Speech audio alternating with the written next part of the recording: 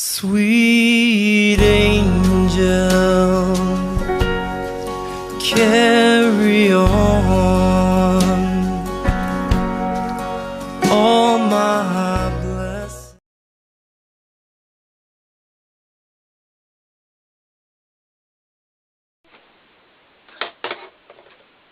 Hey guys, alright, so it is time for an update.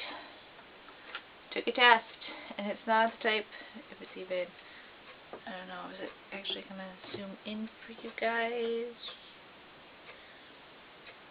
Probably not. But that is a fertility test. It checks for the FSH, the test that my doctor did the cycle I got pregnant. Yeah. So I did this. This is from, I'll insert the picture here. That was done this morning. And how it works is, for anybody that hasn't taken on I highly recommend it if you've been trying for a couple months. I know typically if you're a very healthy person and you have not had any miscarriages, the doctor doesn't even want to see you until it's been a year that you've been trying. But with this, at let's say 6 months, you and your partner have been trying for 6 months, and you know, if you go into your doctor, they're going to say, just give it a little bit more time. Well, you take this test, and what you want is, I'm going to call it the test line, because most of us have taken pregnancy tests. The test line and your control line, you've got the same thing. This case, you don't want the test line darker or as dark as your control line. So like mine, it's a lot lighter. You want it lighter or non-existent, I want to say. And if I'm not correct, I'm sorry. Before I get people commenting saying I'm wrong, just read the directions. But I want to say it's that you want it.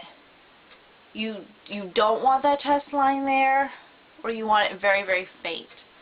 So, and mine obviously is very, very faint. So, which checks your FSH, which basically is the reserve that you have. It's the first, I want to say it's your first chemical that's released when you're going to ovulate. Because you have a lot of different chemicals that are released when you're getting ready to ovulate. Well, not a lot, but you have some different ones that can let them know. There's also another test that they can do, another blood test, which I want to say is done like cycle day 5. That's only a blood one, but this one you do on cycle day 3, which is the same that you would do for if you were going in for blood work. So, but I would recommend that if you've been trying for 6 months, and then that way, if it comes back, where that test line is darker, you can call your doctor and say, look, I tried the first response fertility test. This is what I got. Can we check it out? Most of the time, they're going to say, fine, just do blood work. But then at least you're getting somewhere.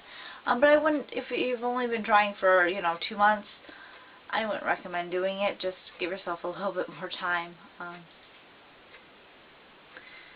So, anyways, it just adds to the number of things you pee on. So, anyways, so since I checked that, yes, that does mean I'm on cycle day 3. This cycle, we're not temping because of the fact that it does create a lot of stress for me. And my daughter's birthday party is coming up in about a month, so I don't need any extra stress. No extra stress for me.